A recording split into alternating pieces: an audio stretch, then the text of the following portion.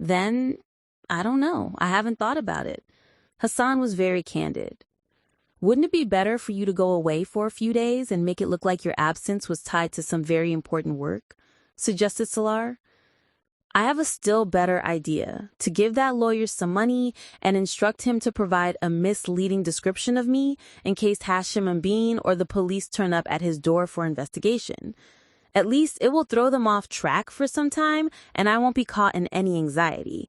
Besides, I'm going to England for a few weeks on holidays, Hassan revealed. So if they do come, I'll be far beyond them, rest assured. If you're really so confident and relaxed, then it's fine. Possibly they may not come for you at all, but I thought it was important to inform you. Salar was about to disconnect the call. By the way, where did you drop her off in Lahore?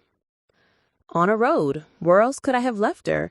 She gave no details of her whereabouts, no directions, no location. She just went away. You're such a fool. You should have had the guts to ask her. Maybe, but I didn't need to. Salar deliberately avoided divulging his last conversation with Imama. I'm surprised that you should be involved in such affairs. With one's own type of girls, it's a different matter, but someone like Wasim's sister, your taste is declining. I'm involved? Salar exploded.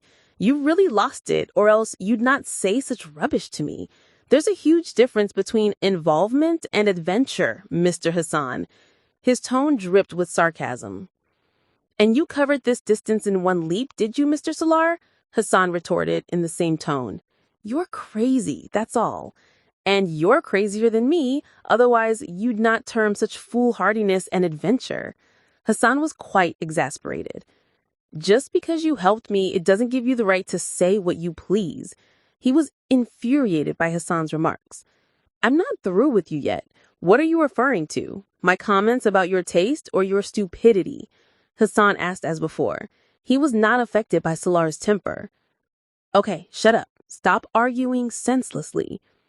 Talking about these things at this point is to dig up old issues. Hassan was serious. Suppose the police do get to us and want to know Imama's whereabouts, what will we say?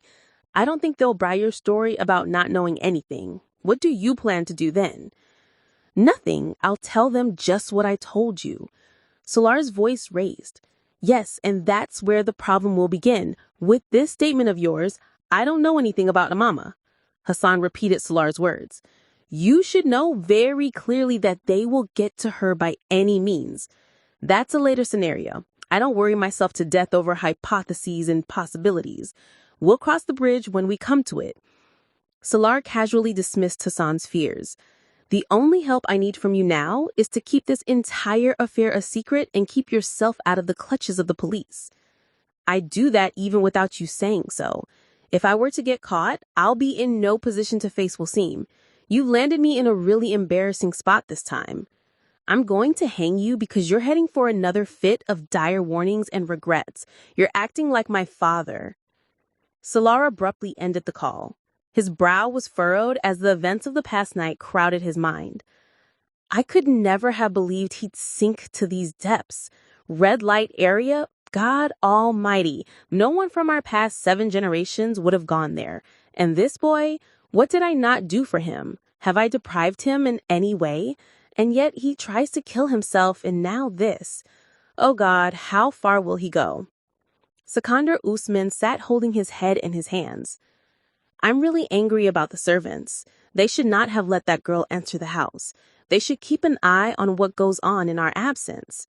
Tayyiba veered away from the topic. There's a world of difference between keeping an eye on the house and keeping an eye on the master of the house, Sikandar retorted bitterly. In this case, it was not the house but the master who had to be watched. Moreover, no one saw the girl enter the house. He said he brought her over the same day and then dropped her back.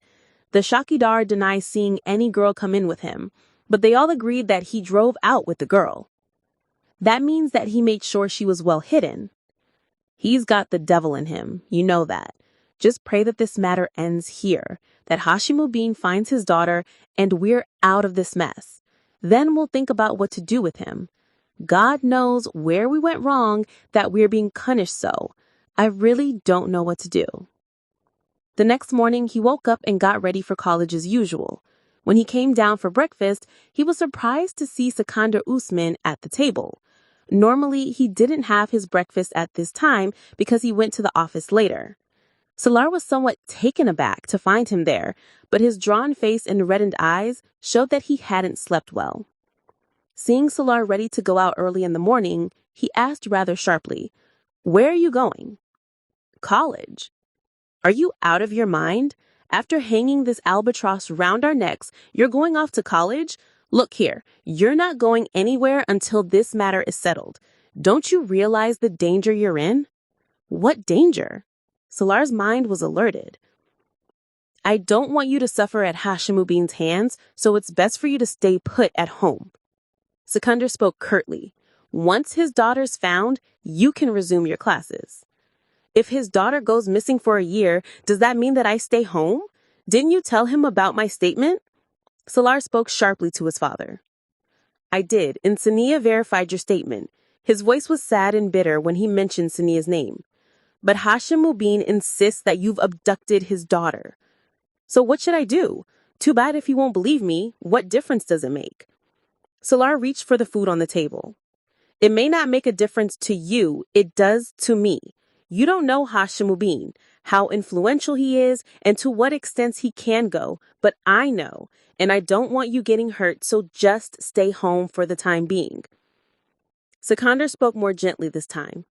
Perhaps he had realized that his sternness would have no effect on Salar, who wouldn't listen to him. "But Papa, this will affect my studies. Sorry, I can't stay home." Sikandar's leniency had no impact on Salar. "I'm not concerned with the effect on your studies. I just want you to be home. Do you understand?" He suddenly snapped at him. "At least let me go today. I have some urgent work to wind up." Salar was puzzled at his father's temper. "You can instruct the driver, he'll do the work for you, or call up one of your friends to do so," he spoke firmly. "But Papa, you can't." Sikandar walked out without listening to Salar, who grumbled loudly and shut up in frustration. He knew his father would curtail his movement, but he didn't expect to be locked up like this. He had thought that bringing Sania into the picture would have convinced his own family as well as Hashimuddin, and would take this onus off him.